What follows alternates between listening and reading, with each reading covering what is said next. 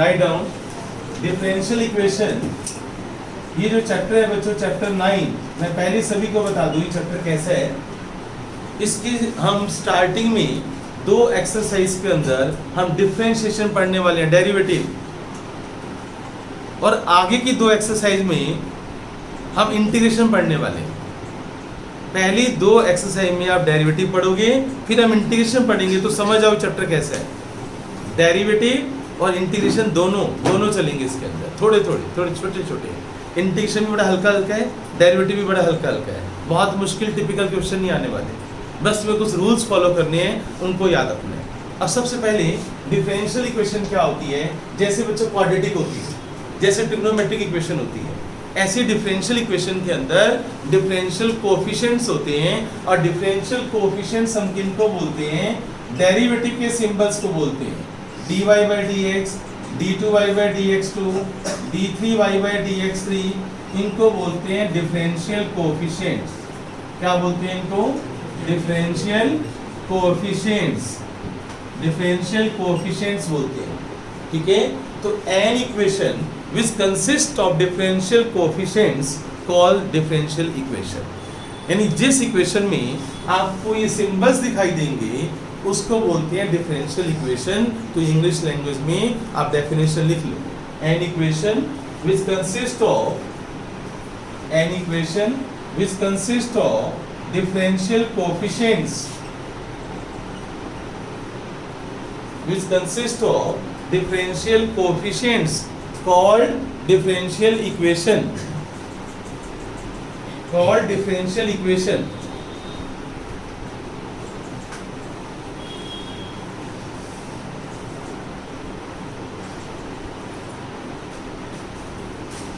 हाँ बच्चों, आप सुनना बच्चों, इधर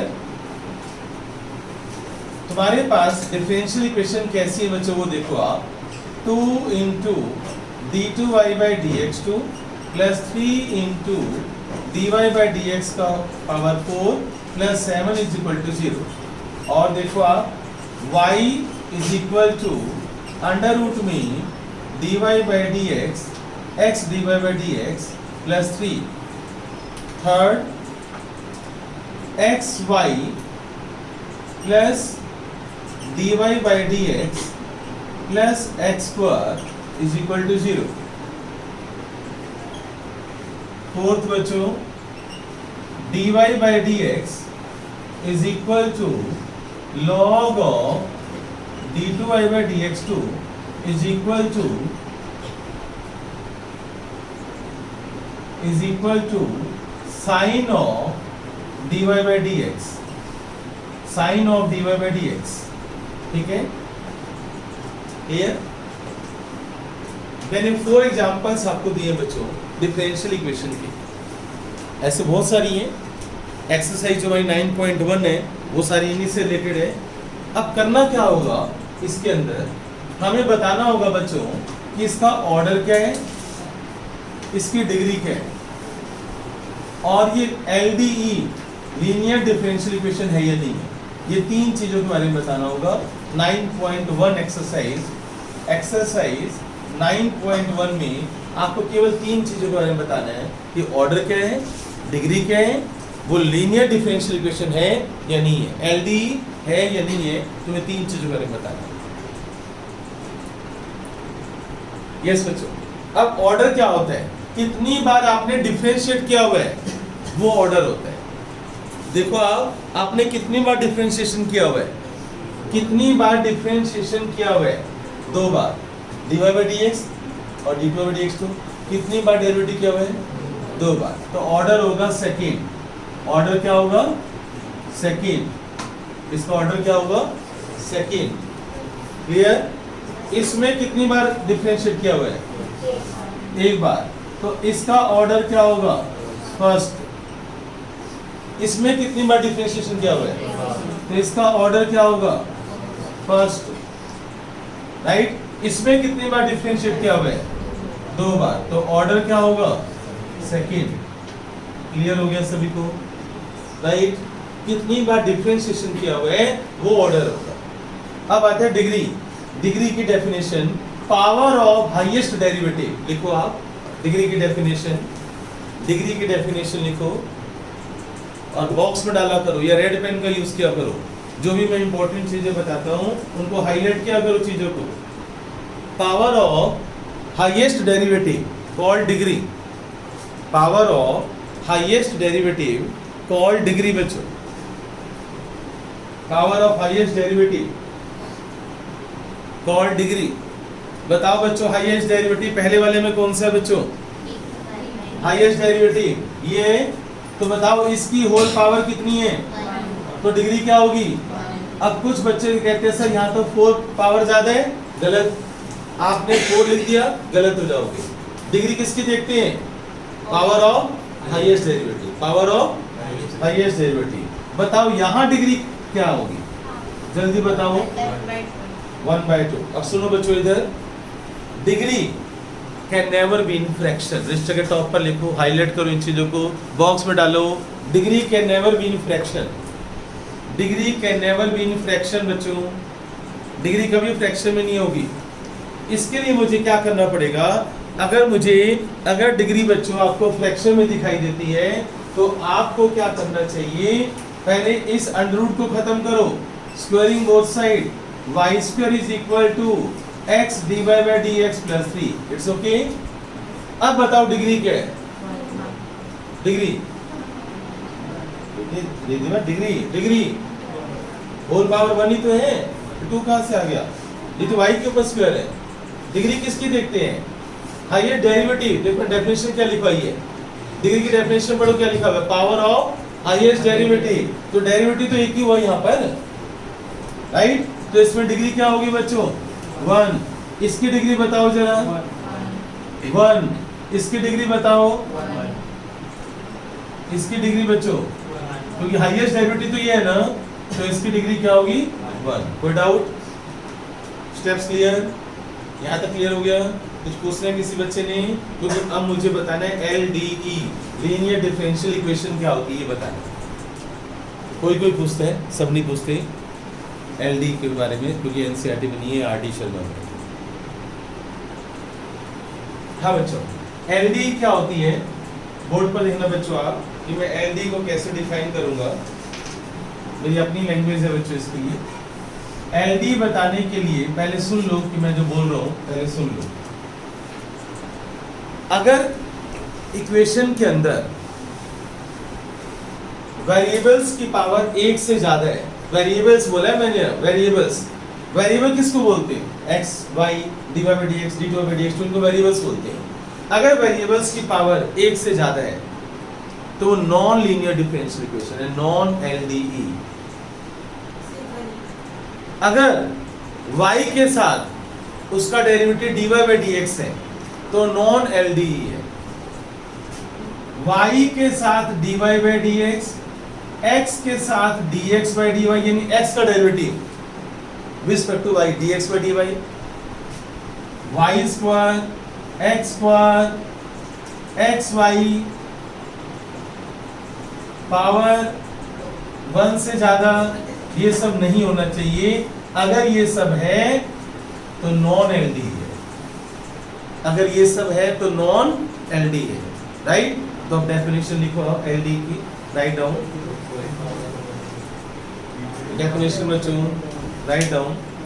जो मैं बोलूंगा वो लिखनी है, किसी बुक में नहीं मिलेगी ये डेफिनेशन, क्योंकि मेरी बनाई हुई है। रेडी बच्चों? ऐसे लिखो आप,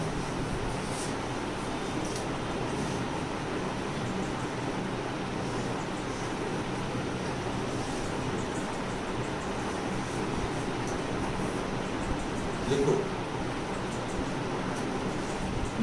it should not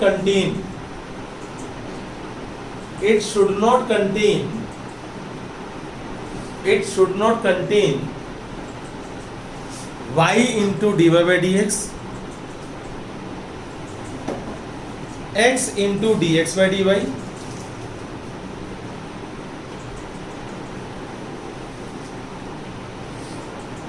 variables with power greater than 1, variables with power greater than 1,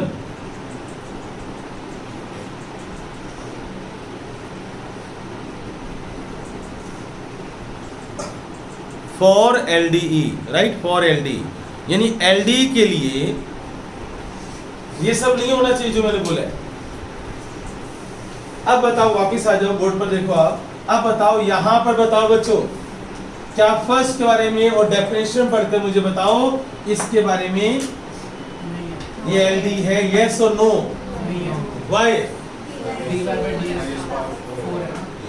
किसी भी वेरिएबल, ये भी वेरिएबल में आते हैं, किसी की भी पावर एक से ज्यादा नहीं होनी चाहिए, तो नॉन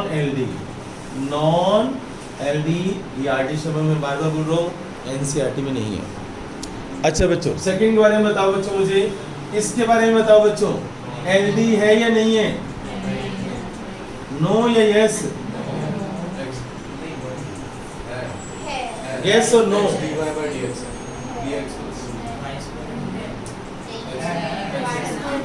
वाई स्क्वायर है, नहीं होना चाहिए, कहीं भी नहीं होना चाहिए। नो, मैंने लिखवाया ऑल वेरिएबल्स। अब बताओ, यहां बताओ LDE, यस और नो? यस और नो? किसके कारण नो बोल रहे हो? चलो एक्स के बारे में बोल रहे हो, मान लो मैं इस पर हाथ रख दूं तो एक्स वाई, 1 और 1 2, राइट। अब आ जाओ, यहां पर आ जाओ बच्चों, यस और नो? यस और नो? यस और नो? LDE है या नहीं है? LDE कैन नॉट डिफाइन, इस क्वेश्चन में स्पेशल क्वेश्चन है, LDE कैन नॉट डिफाइन, क्योंकि डिवाइड इस एंगल में आ गया, तो मुझे नहीं पता इसके बारे में। तो अगर ऐसा क्वेश्चन आ जाए तो we can not determine yes है या नो है, हमें कुछ नहीं पता, LDE कैन नॉट डिफाइन लिखोगे आप, LDE कैन नॉट डिफाइन, क्योंकि वो एंगल में चला गया। LDE can not define, special है, okay, LDE can not define. 9.1 exercise completed, आप चेक कर सकते हो,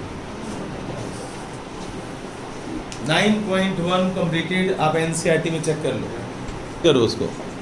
फोर्थ क्वेश्चन में बच्चों, इसमें डिग्री भी नॉट डिफाइन करो बच्चों, इसको डिग्री नॉट डिफाइन, क्योंकि वो एंगल में चला गया तो हमें कुछ नहीं पता चल रहा उसके बारे में, तो डिग्री नॉट डिफाइन, जैसे LDE नॉट डिफाइन ऐसे डिग्री नॉट डिफाइन। तो फोर्थ क्वेश्चन का आंसर ठीक कर लो। एक्सरसाइज 9.2 में हमें क्या करना होगा, याद करो बच्चों, जिसको सेकंड डेरिवेटिव आता है या जिसको सेकंड डेरिवेटिव क्वेश्चन याद है उसके लिए 9.2 खत्म हो चुकी है बच्चों। सेकंड डेरिवेटिव किस किस को आता है बच्चों अच्छे से? गुड, उसके लिए 9.2 खत्म, 9.2 ओवर। और जिन बच्चों ने हाथ खड़े नहीं किए पछताएंगे, राइट, मैंने बोल दिया 9.2 खत्म उनके लिए। अच्छा बच्चों, बोर्ड पर देखना आप सभी, एक्सरसाइज 9.2 में आपको क्या करना है, आपको दो बार डेरिवेटिव करना है बच्चों। y is equal to e raise to power x plus 1, और इसका सॉल्यूशन है y double dash minus y dash equal to 0। ये इसका आंसर है बच्चों, ये सॉल्यूशन है, ये वेरीफाई करना है कि ये इसका सॉल्यूशन है, ये इसका आंसर है बच्चों। बताओ y डबल डैश क्या होता है बच्चों? y डबल डैश होता है second derivative, y double dash क्या होता है? सेकंड डेरिवेटिव, और y डैश क्या होता है बच्चों? First derivative. क्लियर? अब बोर्ड पर देना बच्चों, आप बताओ इसका डेरिवेटिव क्या होगा? dy by dx is equal to e raise to power x का डेरिवेटिव क्या होगा? As it is. बोर्ड पर देखो सभी बच्चे, डेरिवेटिव हो गया, पर तुम्हें तो आंसर ये प्रूव करना है ना बच्चों, तो बताओ मुझे दोबारा डेरिवेटिव करना पड़ेगा ना, तो बताओ again derivative d2y by dx2 is equal to e raise to power x। अब सबकी नजर बोर्ड पर, आंसर लाना सिखा रहा हूं मैं, सबकी नजर बोर्ड पर। याद तो मेरा डायलॉग था, आंखें खुली रखो, उसका यूज होगा और आंसर दौड़ा चला जाएगा। आप e raise to power x की वैल्यू यहां पर सब्स्टिट्यूट कर दो, तो d2y by dx2 is equal to dy by dx। आपने इसकी वैल्यू पुट कर दी यहाँ पर। अब dy बाई dx को आप लेफ्ट में लाओ, तो d2y by dx2 minus dy by dx equal to 0, hence prove. तो ये इसका सॉल्यूशन आ गया। क्या आप समझ आए? अब बच्चों, सभी बच्चे जल्दी से इसके बाद क्वेश्चन नंबर अभी करेंगे 6 क्वेश्चन बच्चों। 6 क्वेश्चन अभी करो। तो 6 क्वेश्चन के अंदर क्योंकि देखो y equal to X sine X है और यहाँ y डैश है, एक बार डेरिवेटिव किया हुआ है और ये आंसर लाना है, एक बार डेरिवेटिव किया हुआ। तो क्या करोगे बच्चों बताओ?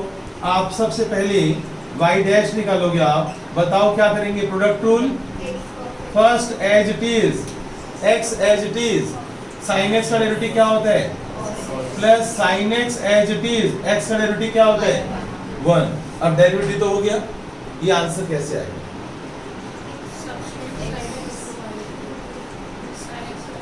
हाँ बच्चों, ये आंसर कैसे आएगा वो आप सोचो।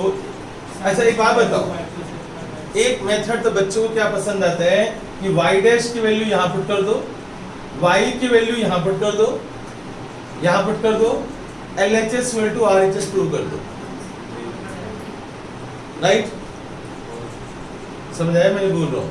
y डैश के लिए यहाँ पुट करो, y के लिए यहाँ पुट करो, सोल्व करो और LHS RHS आंसर आ जाएगा। मुझे बिल्कुल पसंद नहीं। मैं बहुत मजबूरी में करता हूँ वो काम। जब मेरे पास दिमाग नहीं है मैं तब काम करता हूँ, जब मेरे पास और कोई तरीका नहीं है मैं तब वो काम करता हूँ। वो स्टूपिड वाला काम है, मुझे बिल्कुल पसंद नहीं। मुझे कैसे बच्चे चाहिए जो सीधा ही आंसर निकाले। इसके बाद आई को थोड़ी सी अच्छी करो। बताओ y डैश के साथ क्या है? मल्टीप्लाई बाई x करो, मल्टीप्लाई बाई x बच्चों, x से मल्टीप्लाई कर दो, मल्टीप्लाई बाई x। तो यहाँ पर क्या हो गया? x y dash x square cos x plus x sin x। Clear?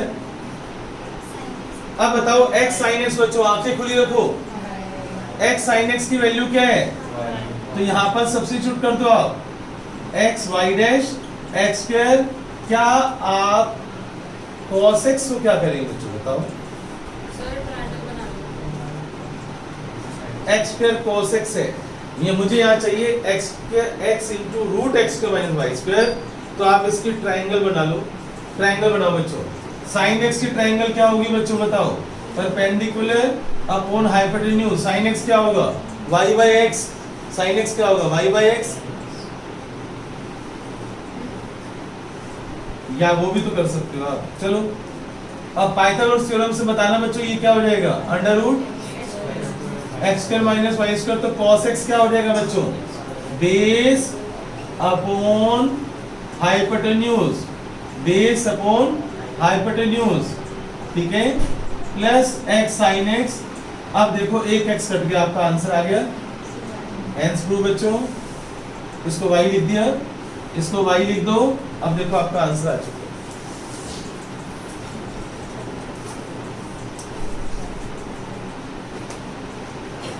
तो 9.2 तो समझ गए होंगे सभी बच्चे। 9.2 में अब 8th क्वेश्चन मुझे करके दिखाएं। यस बच्चों,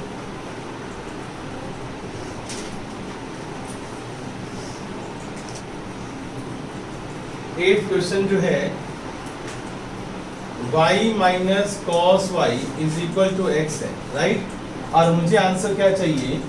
y into sine Y plus cos Y plus x into D Y by D X is equal to Y. मुझे ये आंसर चाहिए बच्चों।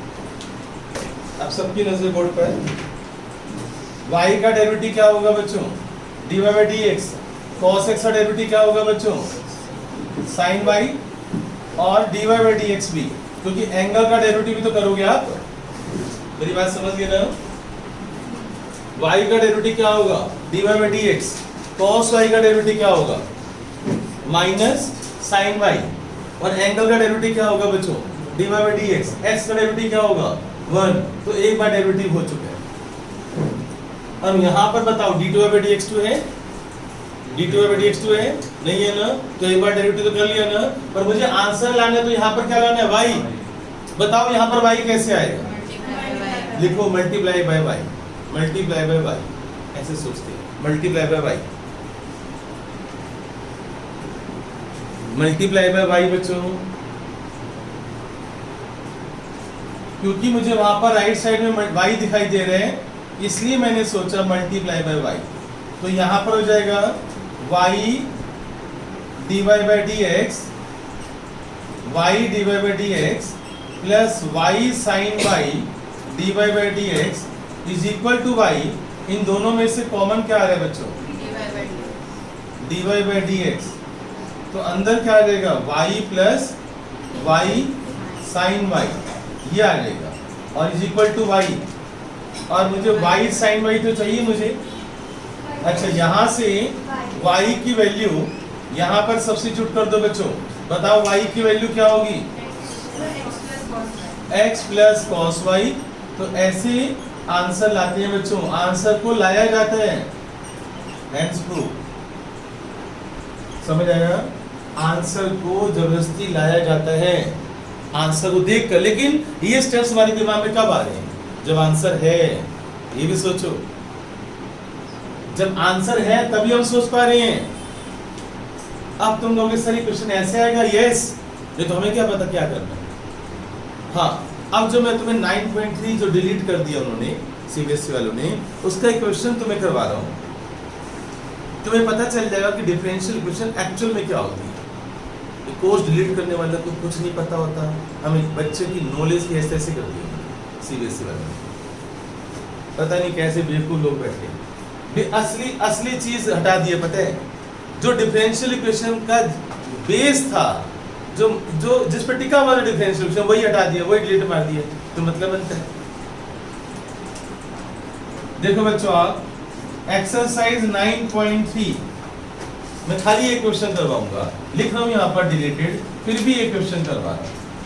y is equal to a sin x plus b, form the differential equation. ऐसी question form differential equation, ये exercise 9.3 है कि तुम्हें equation दी होगी और तुम्हें डिफरेंशियल इक्वेशन बनानी होगी, जिसके अंदर dy by dx आएगा, जिसमें d2 by dx2 आएगा, सब कुछ आएगा। बनानी होगी डिफरेंशियल इक्वेशन। कैसे? a और b को बोलते हैं आर्बिट्रेरी कांस्टेंट। क्या बोलते हैं? और अगर मैं यहां पर 7 लगा दूं प्लस, तो 7 को क्या बोलते हैं? Fix constant. 7 को क्या बोलते हैं? और a और b को क्या बोलते हैं? राइट। जितने आर्बिट्रेरी कांस्टेंट होंगे, जितने आर्बिट्रेरी कांस्टेंट होंगे, या तो वीडियो सुन है ना, अब खास बात सुन के जा, नहीं ऐसे नहीं सुनना। जितने आर्बिट्रेरी कांस्टेंट होंगे उतनी बार तुम्हें डिफरेंशिएट करना होगा। क्या बोला मैंने? कितने आर्बिट्रेरी कांस्टेंट हैं तो कितनी बार डिफरेंशिएट करोगे? अगर 3 होंगे तो, अगर 1 होगा तो। और सुनो, हमारे आंसर में आर्बिट्रेरी कांस्टेंट दिखाई नहीं देना चाहिए। क्या बोला मैंने? ये थी एक्सरसाइज 9.3। 7 को क्या बोलते हैं? Fix constant. a और b को क्या बोलते हैं? ये तो मैंने समझाने के लिए लगाया। ओके, अब बच्चों देखो कितनी बार डिफरेंशिएट करना है बच्चों मुझे। a sin x का डेरिवेटिव क्या होगा? b का डेरिवेटिव क्या होगा? क्लियर? अब बताओ मैं क्या करूं? दोबारा डेरिवेटिव करूंगा ना मैं। क्यों करूंगा दोबारा डेरिवेटिव? क्योंकि कितने आर्बिट्रेरी कांस्टेंट है, तो इसलिए करूंगा। 3 होते तो मैं 3 बार करता। अब a cos x का डेरिवेटिव क्या होगा? Minus a sin x। Clear? Right. पर हमारे आंसर में मेरा डायलॉग क्या बोले? आर्बिट्रेरी कांस्टेंट दिखाई। तो अब मैं इस a का क्या करूं? 2 बार 2 डेरिवेटिव कर दिया मैंने। अब मैं इस a का क्या करूं? कौन बताएगा? मेरी डायलॉग याद रखो, आंखें खुली रखो। यहाँ से यहाँ से डालो। ये फर्स्ट है, ये सेकंड है, ये थर्ड है। यहां से a की वैल्यू यहां डालो। d2y by dx2 is equal to, बताओ a की वैल्यू क्या होगी? dy by dx, और नीचे क्या आएगा? cos x, और यहाँ पर क्या है? sin x। sin x by cos x क्या बन जाएगा? tan x। तो d2y by dx2 बोल रहा हूं मैं y2 बोल सकता हूँ ना। माइनस dy by dx क्या होता है? y1 इंटू में क्या हुआ? tan x। इसको उठाकर इधर लाओ, y2 plus y1 10x is equal to 0, ऐसा टॉपिक था 9.3 जो डिलीट हो गया। ये आ गई डिफरेंशियल इक्वेशन।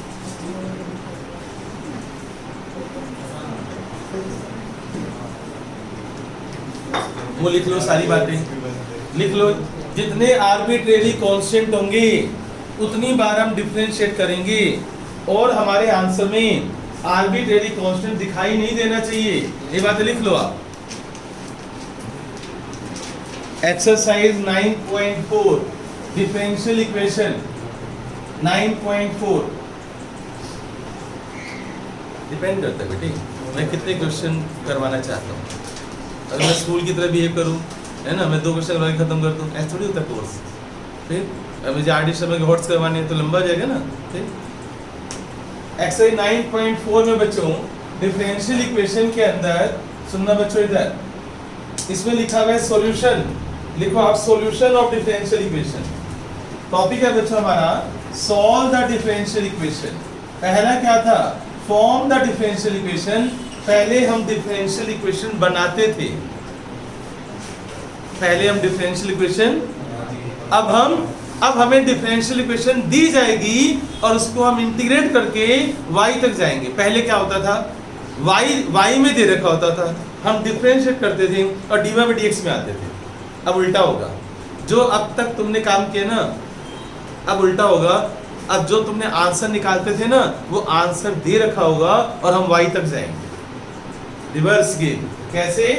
बोर्ड पर देखना बच्चों आप, dy by dx is equal to y into E raise to power x। Board पर देखो, dy by dx is equal to y into E raise to power x। Solve का मतलब होता है इसको y की वैल्यू निकालो।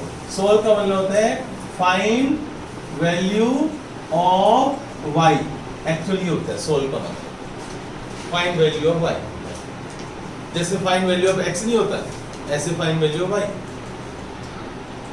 अब बच्चों डिफरेंशियल इक्वेशन के अंदर इस 9.4 एक्सरसाइज में तुम्हें क्या करना है, मेरा डायलॉग याद रखना।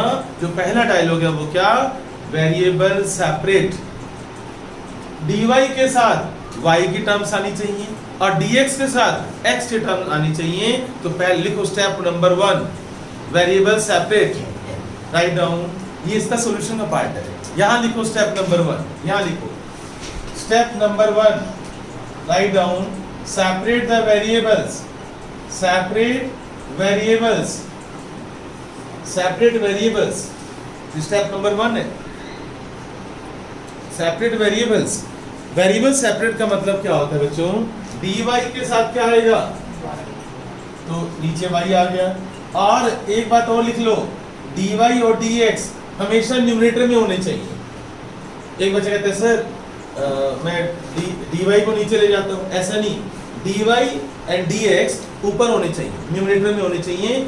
ये गलती मत करना, dy और dx का होने चाहिए, न्यूमरेटर में होने चाहिए, ऊपर ऊपर। एक बच्चा कहता है सर मैं इसको ऐसे क्यों नहीं करता, 1 upon E raise to power x dx equal to y upon dy। एक बच्चा कहता है सर मैं ऐसे कर देता हूँ, तो ये गलत है। dy और dx किसमें होने चाहिए? ऊपर, न्यूमरेटर में होने चाहिए। ये बात लिख लो, ये गलती मत करना कभी भी। अब बच्चों dy के नीचे क्या आ गया? y, और ex dx, ex साथ क्या आ गया? dx। अब लिखो, अब वेरिएबल सेपरेट हो गए, बोलो बच्चों वेरिएबल सेपरेट हो गए ना। लिखो इंटीग्रेटिंग बोथ साइड। जैसे वेरिएबल होंगे सेपरेट, आप लिखोगे integrating both side, integrating both side. Clear?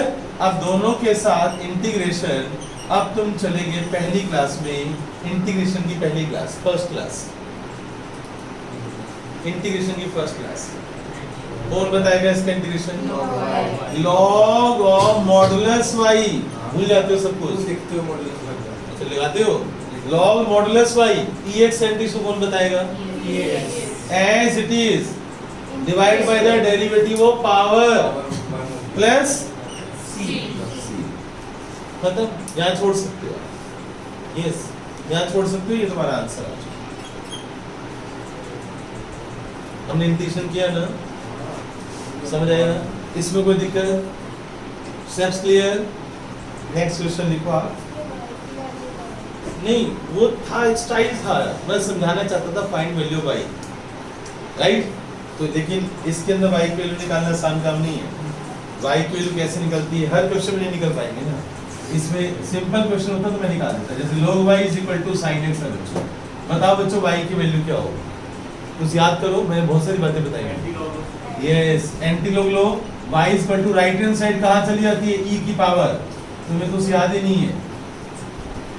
log y is equal to sin x, तो y इज इक्वल टू क्या होता है, e की power sin x। y is equal to e की power, right hand side e की power बन जाती है। लोगैरिथमिक डिफरेंशिएशन, डेरिवेटिव, खाली कोर्स करने से मार्क्स नहीं आते, रिवाइज करना होता है उन चीजों को बार बार। तो इसमें थोड़ा सा क्या होगा, यहाँ छोड़ दो, ठीक है, कोई दिक्कत नहीं है। तो प्रूव करने को थोड़ी बोल रहे हैं तुम्हें, वहां दिक्कत आएगी जब प्रूव करने को बोलेंगे, ये आंसर ला कर दिखाओ। तो 9.4 में बच्चों कोई अच्छा सा क्वेश्चन उठाओ, देखो कौन सी जिसकी शक्ल से तुम्हें डर लगता है। 9.4 में देखना बच्चों, किसकी शक्ल से तुम्हें डर लग रहा है, देखो। फोर्थ क्वेश्चन बच्चों, sec square x tan y dx plus sec square y tan x dy is equal to 0। Yes बच्चों, अब बोर्ड पर देखो आप सभी, ये मैंने फोर्थ क्वेश्चन उठाया है। बताओ मेरा पहला स्टेप क्या था बच्चों, स्टेप 1 क्या था, वेरिएबल सेपरेट करो, dy एक तरफ करो, सबसे पहले काम करो, dy एक तरफ LHS में, dx RHS में ले जाओ बच्चों, dy इधर रखो और dx उधर रखो, पहला काम ये करो। स्टेप 1 में dy को लेफ्ट में रखो, या dy एक तरफ करो और dx एक तरफ करो, चाहे लेफ्ट हो चाहे राइट हो, dy को एक तरफ करो और dx को एक तरफ करो। ये जरूरी नहीं है कि आपको dy लेफ्ट में रखना है, राइट, पर फिर भी अच्छा रहेगा अगर आप dy लेफ्ट में रखो तो, ओके। अब बोर्ड पर देखना बच्चों आप कि मैं कैसे कर रहा हूँ, जिसको नहीं आता देखो मैंने कैसे किया। मैं dx वाली पूरी टर्म को उठाकर पहले मैं उधर ले गया, ये स्टेप समझ में आ गया, ये स्टेप समझ में आ गया। अब बच्चों वेरिएबल सेपरेट करने का क्या तरीका है बच्चों, मैंने बताया था dy के साथ y की टर्म्स। बताओ ये नीचे जाएगा, इधर से ये नीचे जाएगा, तो बच्चों देखो आप sec square y dy और नीचे क्या आ गया tan y और is equal to minus sec square x dx और नीचे क्या आ गया tan x। अब बताओ क्या इतना काम तुम कर लोगे, इसको बोलते हैं सेपरेट द वेरिएबल्स, यानी dy के साथ y की टर्म्स और dx के साथ x की टर्म्स। ये पहला स्टेप है, इसमें गलती नहीं होनी चाहिए, इसमें गलती होगी तो फिर खत्म, हम कुछ कर ही नहीं पाएंगे। अब बच्चों integrating both side, next step यहां तक कर लिया, इंटीग्रेटिंग बोथ साइड लिखो आप बच्चों, इंटीग्रेटिंग बोथ साइड। जैसे ही वेरिएबल सेपरेट होंगे आप इंटीग्रेशन करोगे। अब बताओ आप कौन सी क्लास में पहुंच गए इंटीग्रेशन की, पहली क्लास। जिस बच्चे को इंटीग्रेशन की पहली 5-6 क्लासेस पर कमांड है, और याद करो जब इंटीग्रेशन स्टार्ट हुआ था मैंने बोला था कि याद करो, जब मैंने कहा था आईएसओ से उठ के आ जाना, पहली 5-6 क्लासेस जिसकी अच्छी हैं उसे कोई नहीं हरा सकता, और जिसकी पहली 5-6 क्लासेस वीक है ना वो हमेशा परेशान रहेगा। बताओ बच्चों नीचे का डेरिवेटिव ऊपर है या नहीं है, तो क्या होगा answer, log of tan y is equal to minus log of tan x। जब हम इंटीग्रेशन करते हैं तो क्या लगाते हैं, प्लस सी, क्या लगाते हैं, यहां पर तुम लगाओगे प्लस log c। क्या बोला मैंने, बताओ ये कब मैं सोचता हूँ कि log c लगाना है, जब सब जगह आंसर log में आ जाए तो log c लगाओगे। क्यों, क्योंकि अब मैं log mn, log m/n, log m raised to power n इनके साथ ये गेम खेल सकता हूँ। तुम लोगे सर जरूरी है log c लगाना, भाई तुम्हारा जरूरी नहीं है, पर तुम्हारा आंसर मैच नहीं करेगा तो मेरी जान खाओगे। लोगे सर पीछे से आंसर आ नहीं रहा, पीछे से आंसर मैच करना चाहते हो तो log c लगाना पड़ेगा। यस, हम इधर भी लगा सकते हैं, पर ये मत कहना सर एनसीईआरटी से आंसर मैच नहीं कर रहा। बड़ा जबरदस्त अलजबरा चाहिए, अच्छा अलजबरा चाहिए, अच्छी नॉलेज चाहिए आंसर मैच करने के लिए, मैंने उधर लॉग सी लगा दिया। ओके, अच्छा और सुनो, मैं ऐसा गेम भी खेल सकता हूं कि मैं यहाँ माइनस लॉग सी लगा दूं, नहीं लगाता मैं प्लस लॉग सी, मेरा मन कर रहा है मैंने माइनस लॉग सी लगा दिया, पता है पूरा आंसर चेंज हो जाएगा, मैच नहीं करेगा आंसर, आंसर टैली नहीं होने वाला फिर। और सुनो मैं क्या गेम खेल सकता हूं, मैं नहीं लिखता लॉग सी, मैं तो लिखूंगा 2 लॉग सी, मेरा मन कर रहा है, आंसर भी चेंज, क्यों? ये कांस्टेंट ही तो है बच्चों, याद करो integration and differentiation both are reverse to each other, याद आ रहे हैं? जब मैं इसका डेरिवेटिव करूंगा तो ये आना चाहिए, इसका इंटीग्रेशन करूंगा तो ये आना चाहिए, तो मैं 2 log c लिखूं या 3 log c लिखूं या log c स्क्वायर लिखूं या log c to 5 लिखूं, मैं कुछ भी लिखूं, इसका डेरिवेटिव तो 0 होगा ना बच्चों। मैं ज्यादातर कोई तंग ऐसे तंग नहीं करते हम लोग, राइट? हाँ, प्रूव करने का दे दूं ना मैं, तो तुम फंस सकते हो। अब मैंने क्या लिख दिया, प्लस log c। अब देखना बच्चों मैं क्या गेम खेलने जा रहा हूं, इधर देखना, log 10y, अभी मॉडुलस हटा रहा हूं मैं, माइन, अब बताओ कौन सा फॉर्मूला लगेगा, log m minus log n, log m minus क्या होता है बच्चों, log m by n, c upon 10x, c upon, अब ले लो एंटी लॉग, अब एंटी लॉग लोगे तो हट जाएगा ना लॉग, तो 10y इज इक्वल टू क्या हो गया, c अपॉन 10x, अब आप क्रॉस मल्टीप्लाई कर दो, 10y 10x is equal to c, आपका आंसर आ गया, 10y 10x equal to c, ये आपका आंसर आ गया, समझ आया? इसी आंसर को मैं अगर मैं माइनस log c ले लूं, माइनस log c ले लूं, पता है यहाँ c इंटू 10x हो जाएगा, सुनो मेरी बात, अगर मैं माइनस log c ले लूं तो माइनस कॉमन, फिर ये बन जाएगा log m plus log n, और log m plus log n क्या होता है, log m इंटू n, फिर c इंटू 10x बन जाएगा, इससे ऐसे आंसर चेंज हो जाते हैं, एंटी लॉग, इसको एंटी लॉग बोलते हैं, दोनों तरफ से लॉग हटाने को एंटी लॉग बोलते हैं बच्चों, ठीक है? यहाँ तक क्लियर हो गया, समझ आया? एक क्वेश्चन और करेंगे फिर होमवर्क दूंगा, चलो बच्चों मैं 13th क्वेश्चन करवा रहा हूँ, मैं 9.4 एक्सरसाइज का 13th क्वेश्चन, cos ब्रैकेट में dy by dx is equal to a, और गिवन है बच्चों y of 0 is equal to 1, देखो मैंने कैसे लिखा है, y of 0 is equal to 1, और बुक में कैसे लिखा हुआ है वो भी देखो आप,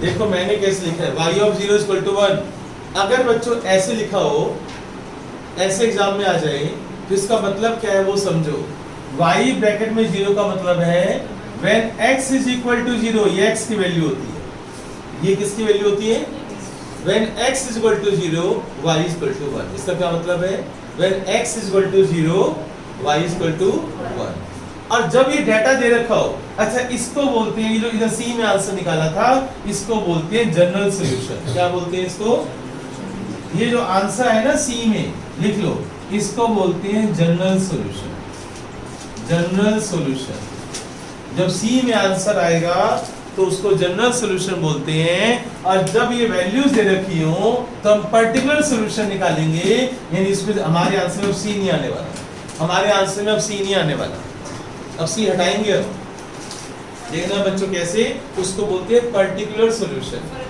फर्क है, इस आंसर में सी है, इसे क्या बोलते हैं, जनरल सॉल्यूशन, राइट? और जब ये डाटा दे रखा हो तो हम निकालेंगे find particular solution, find particular solution, find particular solution. अब क्या सभी रेडी हैं जो मैं करने वाला हूं स्टेप? कॉस के साथ ब्रैकेट में क्या है बच्चों, सबसे पहले ना इसको आजाद करो, ये फंसा हुआ है बच्चों, ये पिंजरे में कैद है, देखो हटाओ इसको, आजाद करो, कैसे करोगे, कॉस को उधर ले जाओ, तो ये क्या बन जाएगा, dy by dx is equal to cos inverse a, और बताओ अब मैं जब मैं वेरिएबल सेपरेट करूंगा तो क्या मैं dx को उधर ले जा सकता हूँ, यस और नो?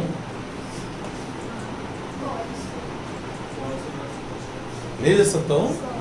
अब बताओ जब मैं इसको इंटीग्रेट करूंगा, इंटीग्रेटिंग बोथ साइड, तो तुम मुझे बताओ इस cos इनवर्स a का क्या होगा? बाय पार्ट्स, ये कांस्टेंट है। a क्या बच्चों? तो इंटीग्रेशन से क्या होगा ये? अब पता चला, राइट? अब वन का इंटीग्रेशन क्या होता है? y बच्चों, और यहाँ वन का इंटीग्रेशन, यहाँ पर वन कर दो, ओके? वन का इंटीग्रेशन क्या होगा यहाँ पर? x प्लस में c, एक बार तो c लगाओगे। वन का integration y cos inverse a into one का इंटीग्रेशन x प्लस c। अब इस c को हटाना है, इस डाटा का यूज करना है।